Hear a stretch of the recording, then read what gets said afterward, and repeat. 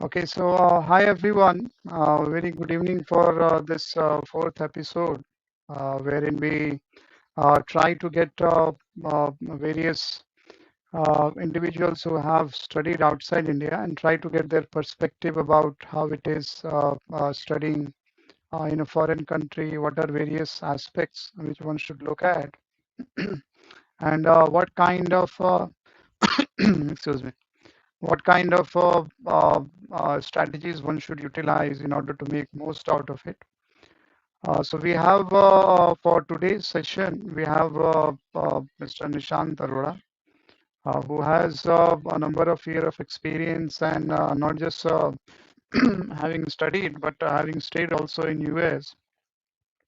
He has a number of years of experience in the primary energy as well as energy conservation space.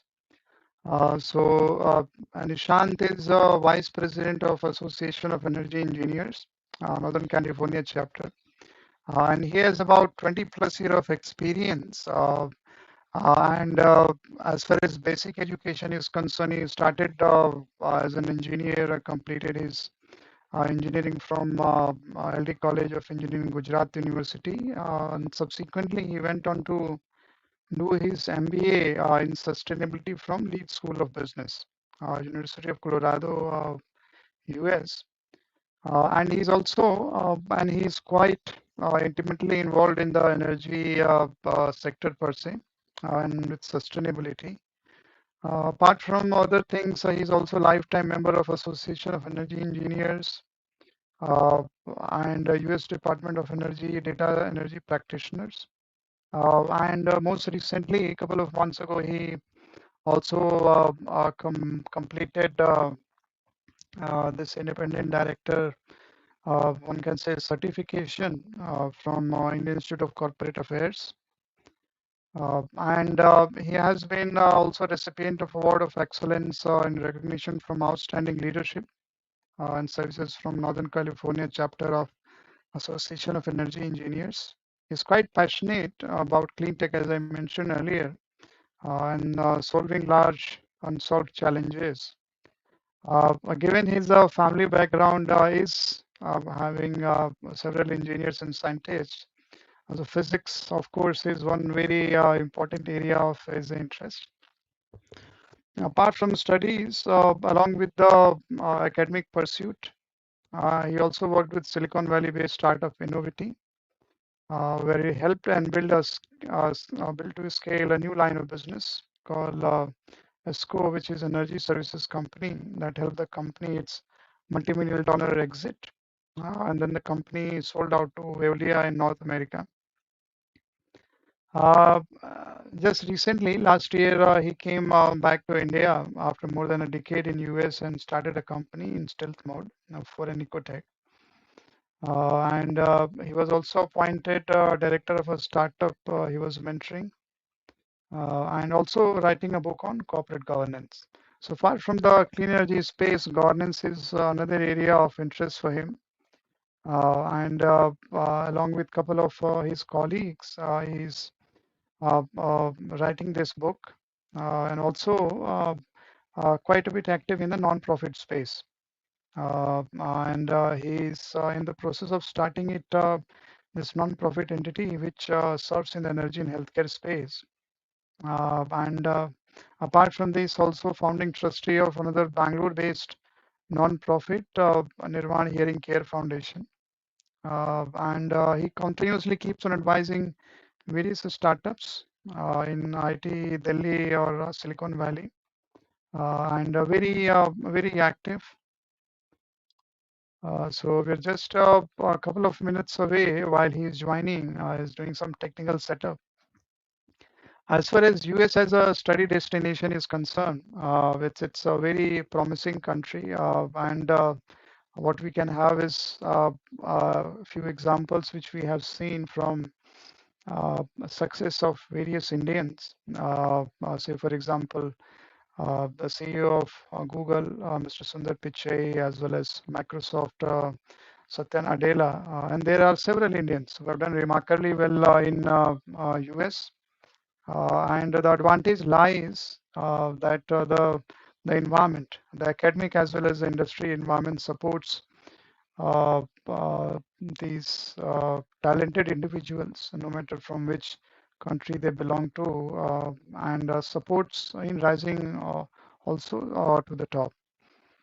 Uh, Apart from several kind of programs, we have also, apart from undergraduate as well as a postgraduate level, a lot of people also go for research. So let's just wait for Nishant to join in, and then we will start the conversation.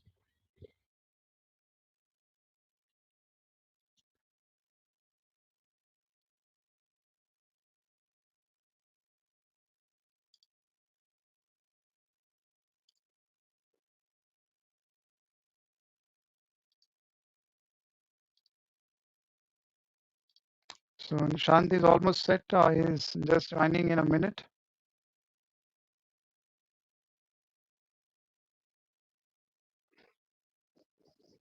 Uh, Unfortunately, we had to start it a bit late because he is on the way to a place, and now he has taken a kind of a pit stop. And almost in an hour, he again has to travel back to a particular place. Good Yeah, hi evening, Nishant. Dr. Good evening. Siddhartha. I'm really sorry for So, the delay.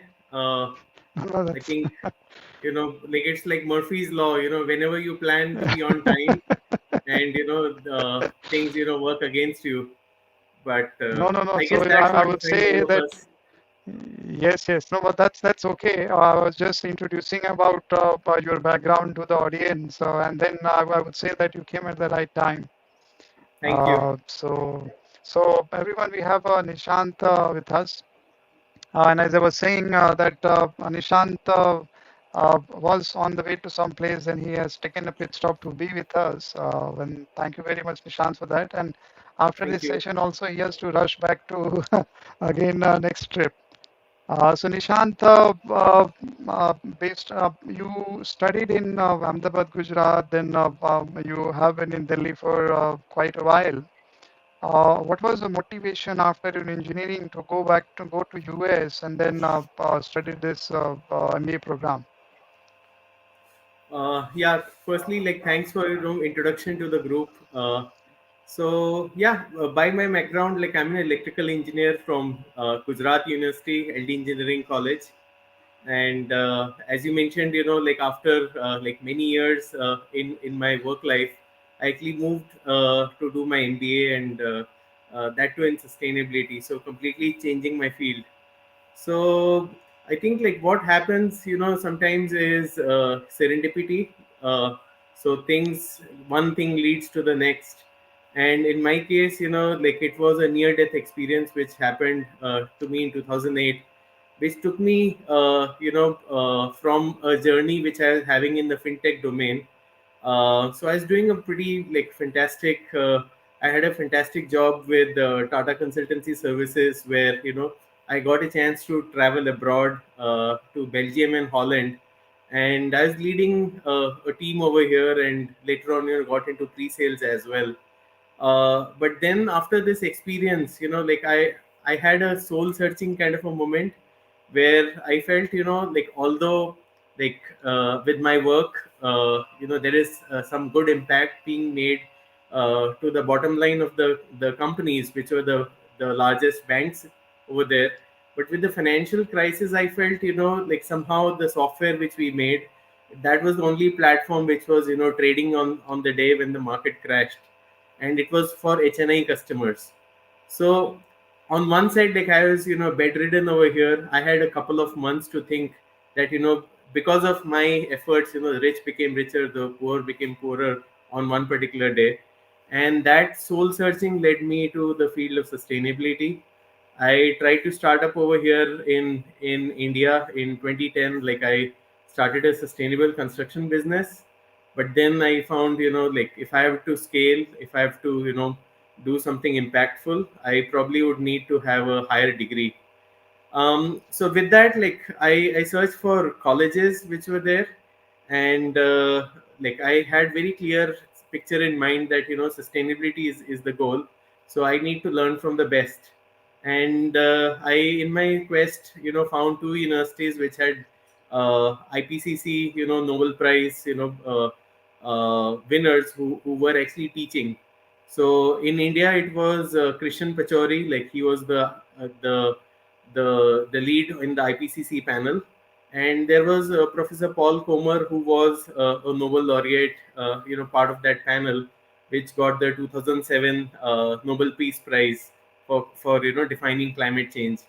So I got admission in both the colleges, and I then decided to go to the US because it gives a diverse experience. And I would say, like, I wouldn't regret even one bit going there, because like what I found over there is like it's not purely the MBA students are working together, but it's like cross disciplinary courses can be taken. So, and not only that, the course structure was there. There was a lot of hands-on experience which was also happening. So for example, I had an internship with the National Renewable Energy Lab, and within that, like, I explored some of the most cutting edge problems which are there. Back in 2013, they defined something called as the duck curve, and today, like, I'm like with my startup, I'm solving that. So I feel I was in a place where very intellectual people were there. So, and Rocky Mountain Institute was another institute which I do want to mention. So they are at the cutting edge of defining the policy aspects of the energy transition. So they had so we had interactions with people like Emory Lovins, who started RMI, and people like Professor Paul Comer, and then there was Professor Al Bartlett. So he gave around 1,700 lectures on the Okay. exponential function and energy and population, and he holds the world record in giving the maximum number of lectures. And I was very fortunate, before he passed away, I attended one of his final lectures which were there, and got to have a word with him as well. So interacting with the intellectuals, it actually increases your like thought process. So there is a Sanskrit saying which is there, when which I'll translate in English. So when a drop of oil is put on water, the oil spreads on the water. Similarly, when somebody moves to a different country, although you are putting yourself in a situation where it might be difficult for you, but then you learn a lot of things. And I think being humble, like learning about new cultures, and then that very aspect of different approaches of solving a problem. So the diversity which is there, right? So unity in diversity, like we hear that a lot. But then also, like, problem solving which is there in Silicon Valley, they don't see which what is the color of your skin, or like which country you belong to, or are you able to solve a problem. And that's what matters, right? So it's a completely meritocratic society which was there in the US. And Okay. I basically loved working over there. So overall, my experiences have been wonderful at University of Colorado Boulder, and basically the lead Okay. school of business. Okay, wonderful. So apart from the academic activities which you went through, what were the non-academic activities which were involved, and how difficult or easy was your acclimatization, maybe in terms of food, in terms of maybe opening up to people, interacting, creating a social group, because that is one very important aspect as far as a person's day-to-day activities are concerned. Mm-hmm, mm-hmm. Yeah, so we were very lucky that our MBA program, they were people who were focused on making sure like international students are very comfortable. So like I like in during my MBA had interacted with students of 25 different nationalities, and the international students were Okay. supposed to come 2 weeks earlier, and the international students interacted with each other. So for example, like I interacted with one of the students who was a Palestinian, and like one Okay. of the students from Kuwait, like somebody from Chile, and like there were so many different nationalities which were there. Japan, and like each of them, one of them had a different approach, and a different style. So within the first 2 weeks, it was like an immersive kind of a program which the MBA took care of. And after that, like once like we were fully immersed with how things work and what things happen. I mean, I do want to mention over here that there is always a international, like in a college, there's always an international club which is there. So in our case, like Okay, not just the international club, but there was an Indian student society which was there, and the Indian okay, Student Society was very active. So they made sure that we are picked up from the airport and we stay at a particular student's place, and it was like a yearly effort. So each year, a new okay. student will become the leader. They'll make sure that you have a place to stay for a bit till the point of time you search for your accommodation, and that culture goes on. So like what I got, I gave back, like the very next year. But that whole culture which is there, right, making people like acclimatized, was something which was really close to me. And I would also maybe mention over here, that apart from these colleges, like even I would say the professors who were there, they were like really sensitized about like dealing with people from diverse cultures. So that is something which is very important. For example, like it is so heartening when somebody says happy Diwali, like even though like it's not happy Diwali but happy Diwali, but Yeah.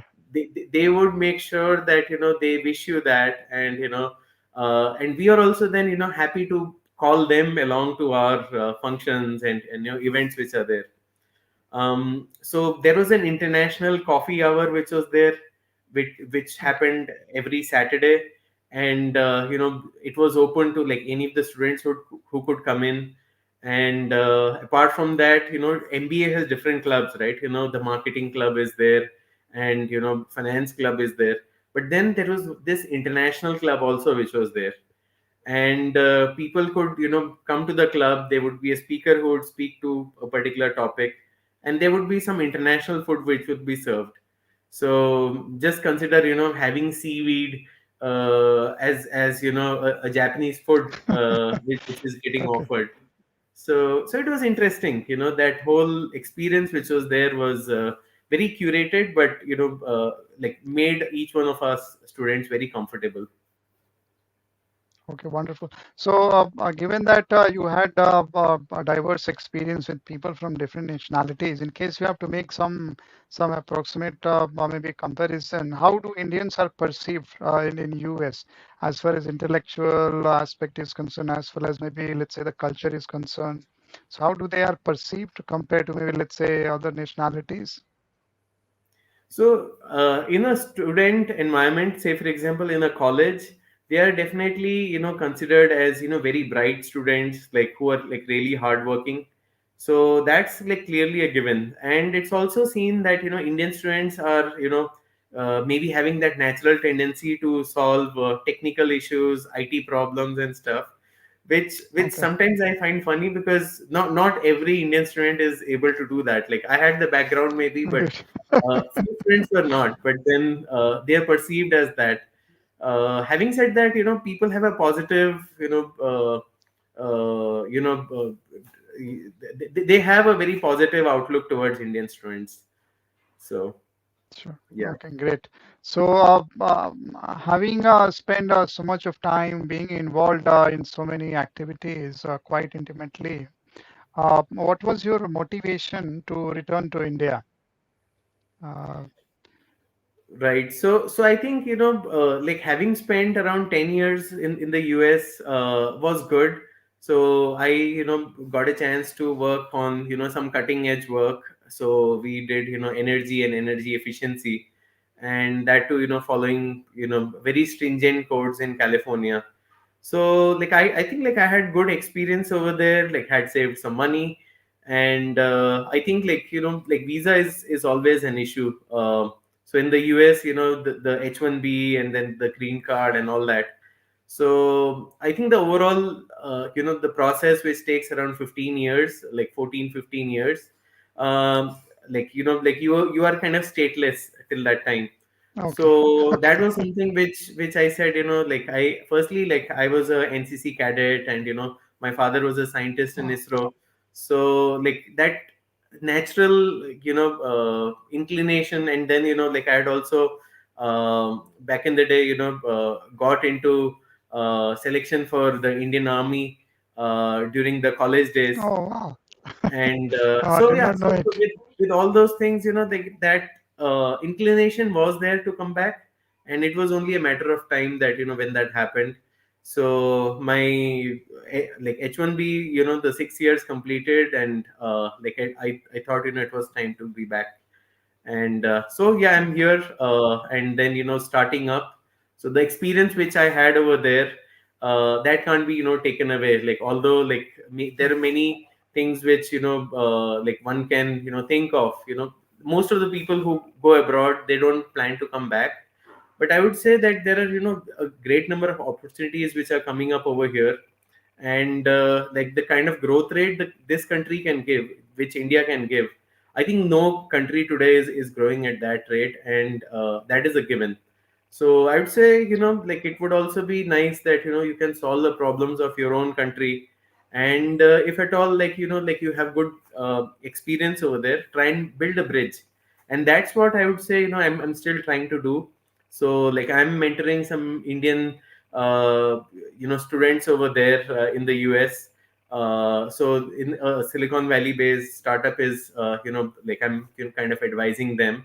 And at the same point of time, when they were visiting India, I made sure that like the students who I'm advising over here at IIT Delhi, they meet. And like fantastic things happen, and that's what I did.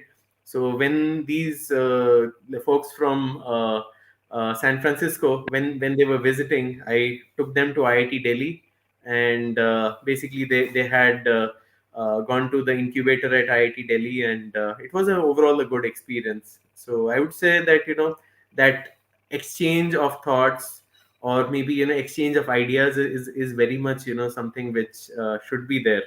And I would say that Great. they have a very different approach of solving problems.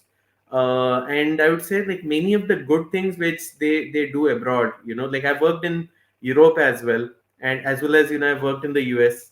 So I would say like one should try and pick up all the good things from people, and like different countries and nationalities, and leave the bad stuff.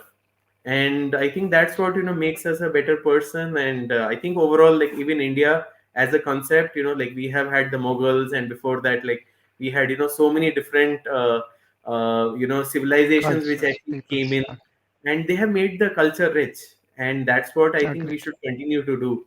So yeah, I Agreed. I think like I'm on that journey. Agreed, agreed. Wonderful. So my to the audiences, my personal experience with Nishant has been very interesting. So I had been taking a course on personal branding when Nishant had been a participant. But I found him a person with so much of, I would say, initiative to give without any sense of expectation. I found that is, I would say, really refreshing. Usually, when people to, let's say, give something to others, at least in the Indian context, that is what the frame of mind we have. It is always there that, okay, wo kya mang raha hoga. So maybe somewhere we have that feeling, okay, this person is doing something because of sense of expecting something. But it is not always so, as Nishant talked about, that when you interact with so many people from different nationalities, what you build is a much more richer perspective. And a similar set of experiences I had in Europe, as Nishant was saying, this international dinner. Hmm. So I had experience with Italians, Spanish, Germans, etc. People, when they come, they would bring something to the place where people could share among each other and then enjoy Yes. all these things. So I found Nishant very helpful, and fortunately, he also cleared for independent director assessment test, and hopefully, we'll see him soon somewhere as an independent director. But I would say that his efforts were not just in clearing the test, but what it is was he's a very systemized person. He created all these the soap process. So it's around 40, 45, I think, modules which are there on the IAC portal.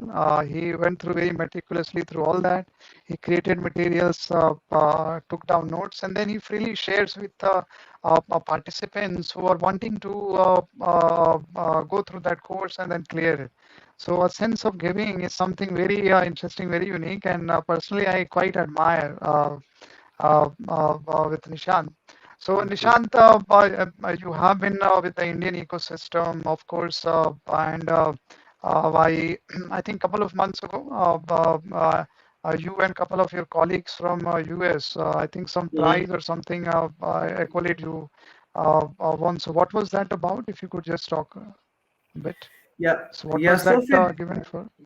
yeah. So as you know, like I'm, volunteering my time with the Association of Energy Engineers.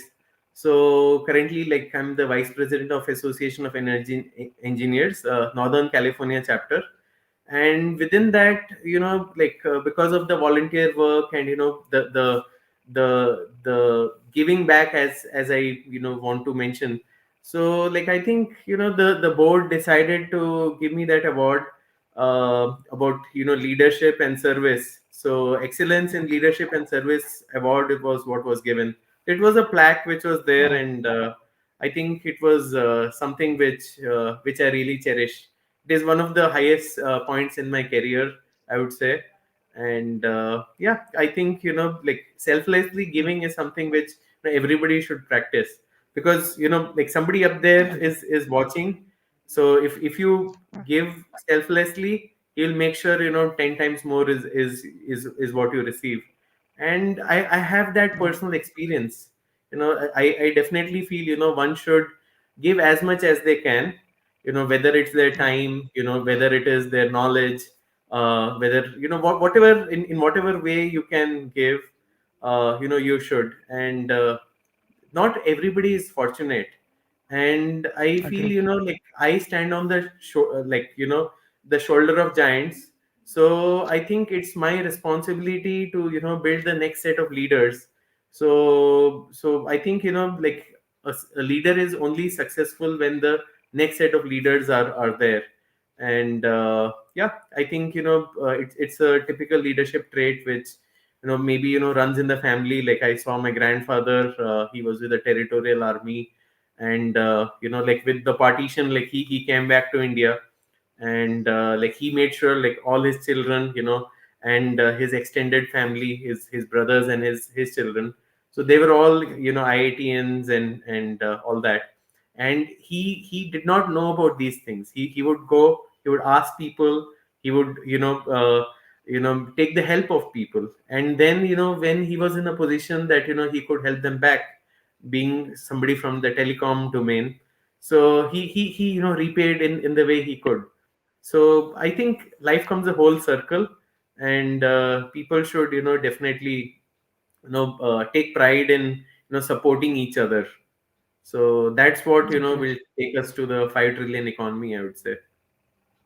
Agreed, agreed. So, given you had so much experiences and you have been giving, you also mentioned that you have been trying to do some intervention through startups. So, what is the broad set of activities this startup intend to target?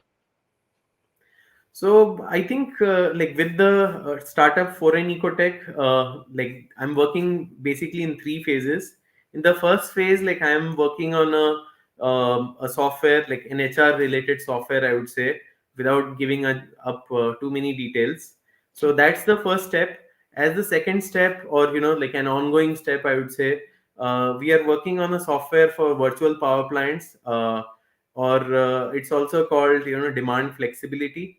So that's the second step. And as far as the final step is there, like I had some ideas which I pitched recently with Niti Ayog. So that is Okay. something which would be the third step. And that is something, some nuts and bolts related thing, regarding energy storage.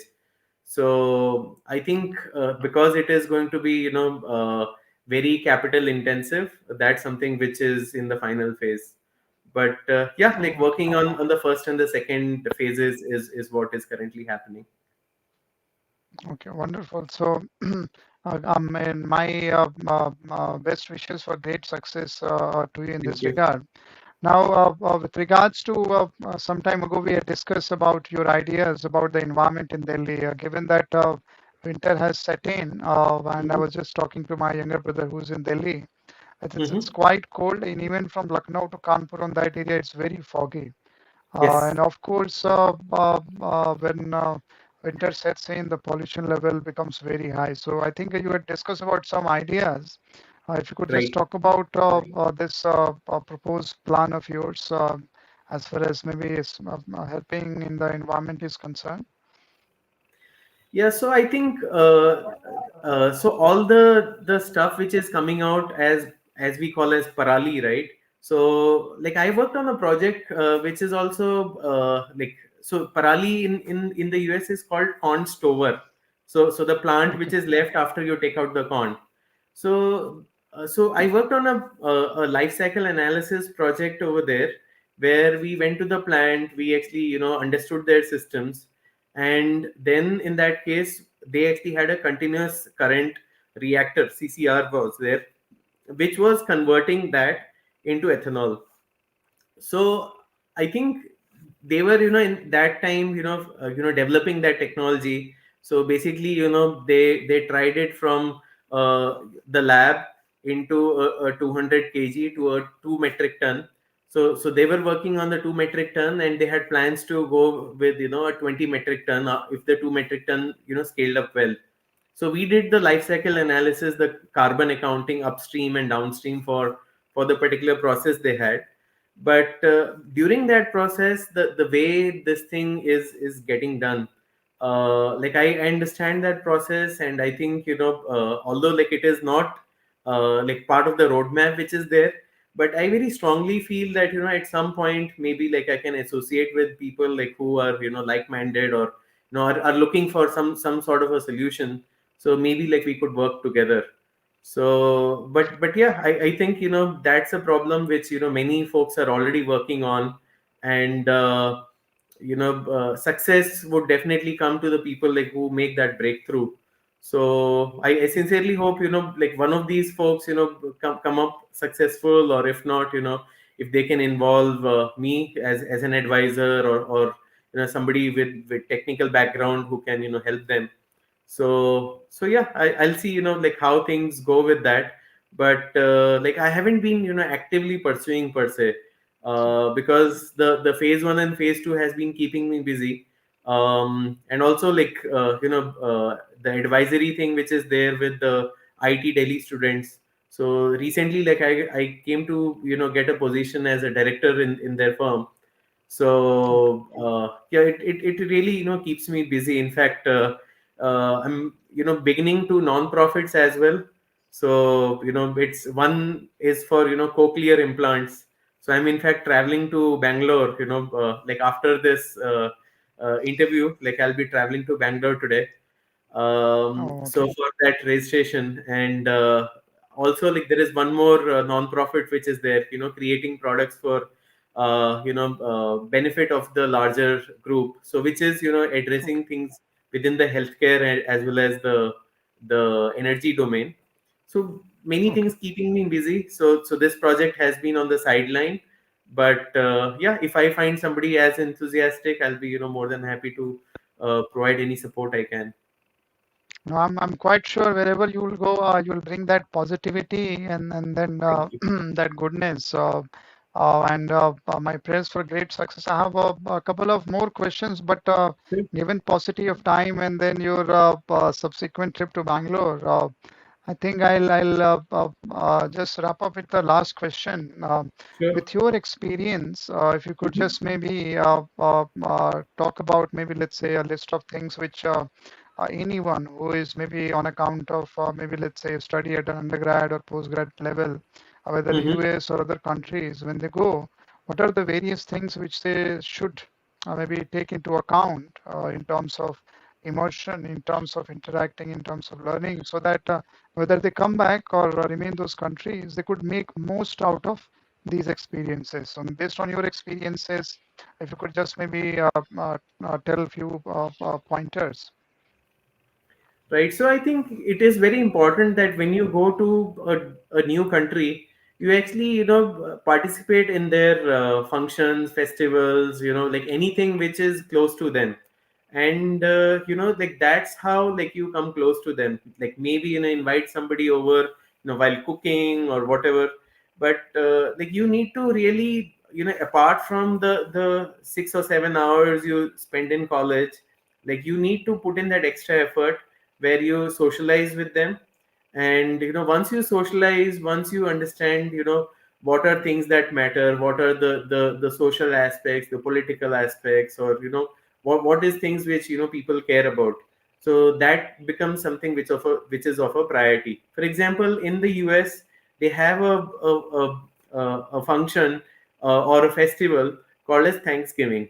So Thanksgiving is very specific to the US and Canada, where they actually, like, although like I won't go into the historical aspects of it, but the locals, they have a meal prepared, and they will invite the people like who are not original from the US, and they will meal, dine, discuss, and come close together as a family.